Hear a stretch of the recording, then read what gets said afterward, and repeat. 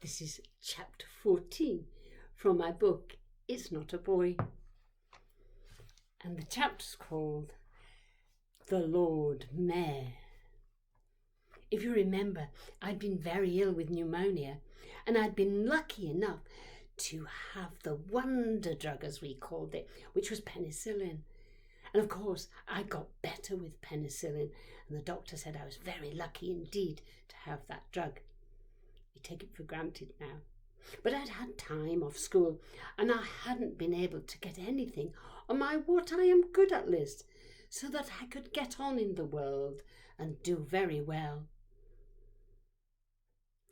I knew at school that I had gone from the bottom of the class now to about the middle, where Brenda and me were at the same time. We weren't high up at the top, and we weren't low down at the bottom either. We were just happy medium, and I was trying to keep on going with my list and get more things on after my pneumonia had stopped my plans for weeks. Charlie was still at the bottom of the class, of course, but he wasn't bothered at all. He wasn't bothered about anything. But there was another lad down there, and he was bothered about it. He was unhappy because nobody liked him very much because he was so fat. We all called him Fatty. I didn't think Mam would like that. She always said fat people were plump.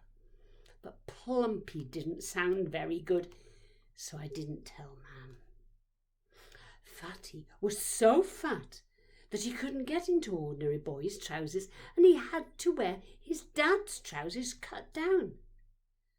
And his waistband was really high up under his armpits, and he had to have braces buttoned on to fasten them up. He couldn't play with the other lads in the playground because he couldn't run very well, what with being so fat, and anyway, nobody wanted him. Everybody teased him and laughed at him because he wanted to join in all their games. But the more he wanted to join in, the more they laughed and the more they left him alone. Then he went and told our teacher that we wouldn't play with him, and we all got into trouble, and we all hated Fatty even more. We had another lad that nobody played with as well, but he was different. He was called Edmund, and he was very high up in our class. Well, he was the top, really. You see, Edmund Wright was very rich because his parents had a big farm and his dad was a gentleman farmer. Edmund always looked rich because he was the only child in our school who wore suits, and his posh short trousers always matched his jacket. He always wore a white shirt and tie as well, not like our lads, who just wore ordinary trousers and jumpers knitted by their mums. At home time, Edmund's dad usually picked his son up in his big, smooth, rolling car. But sometimes Edmund came to school and went home on his very posh bike. So there it was, Fatty and Edmund, both with no friends, but for different reasons. Fatty because he was fat and at the bottom of the class, and Edmund because he was fat rich and at the top of the class. But now I'd got back to school after being poorly, I noticed that things had changed, and our kids were not leaving Edmund alone as they usually did. You see, they'd all been practising for our school Christmas concert. We did it every year in the village hall, and it was a big thing. Everybody came, and all our mums and dads. That year, our class was going to do Dick Whittington, and all the parts had been given out while I was away. I was very sad that they'd all been given a part and there was nothing for me to do. It didn't seem fair, because I'd only heard them rehearse once, and do you know, I knew most of the lines by now. Edmund had got a part, of course. In fact, he was Dick Whittington, and that was why things had changed. Miss McBride had given Edmund the best part in our Christmas play. Suddenly, instead of taking no notice of him, everybody was cross, and they started to mumble that it was not fair and that he only got that part because he was rich. The girls in our class were all playing the parts of posh ladies in London who met Dick, and the lads were the rats and mice, apart from Charlie, who was going to be Edmund's cat. I was going to be nothing, and it bothered me a lot. All the other kids were bothered about, though, was that Edmund had been chosen for the best part, and the mumbling grew louder and louder. Fatty loved this because he joined in and he got let off being teased. Now Edmund was getting all the hate. Fatty even joined in and mumbled about Edmund himself. It was a way for Fatty to be part of our lads' gang at last.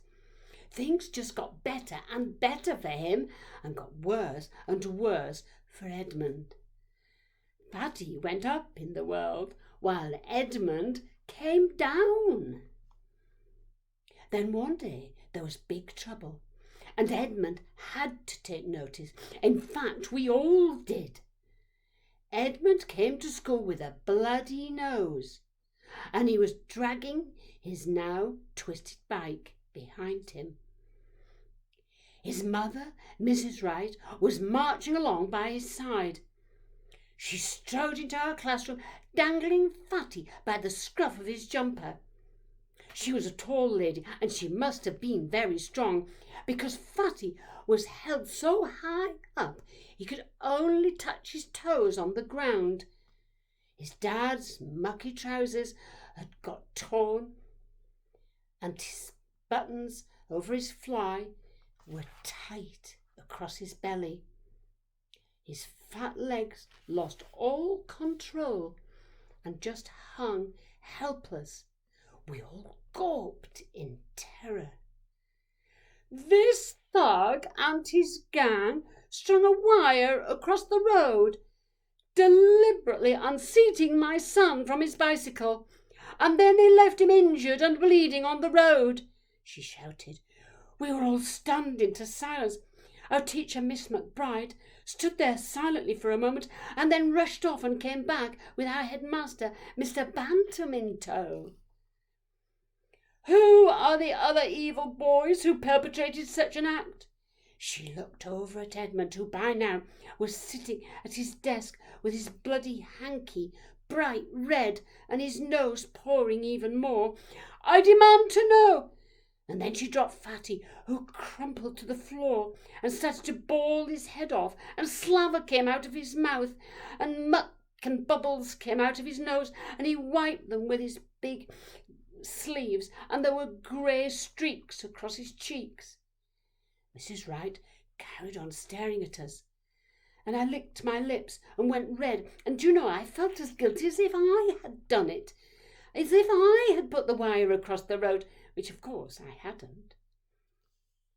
I know you bad boys hid in the shrubs after setting this cruel trap for my son, and then you ran away laughing when he was unseated. I insist on you giving up yourselves to be punished. I looked at Mr. Bantam, and the triangle of skin on his head started flashing red and white. It did that when he was angry. I looked at Miss McBride, standing to her attention with her arms by her side. I looked at Fatty sobbing on the floor. Of course he had joined in with the rest of them. It was a way to be part of the gang. They darted away, but he wouldn't have been able to run. I'm waiting, shouted Mrs. Wright. Nobody said anything. I've plenty of time. She recrossed her legs. I looked up at Edmund and realised that he hadn't got plenty of time because blood was pouring out, and I didn't think that his white face would last. And I was right. He keeled over and crumpled onto the floor near his desk. Our fearful eyes jerked over to him and then back to his mother.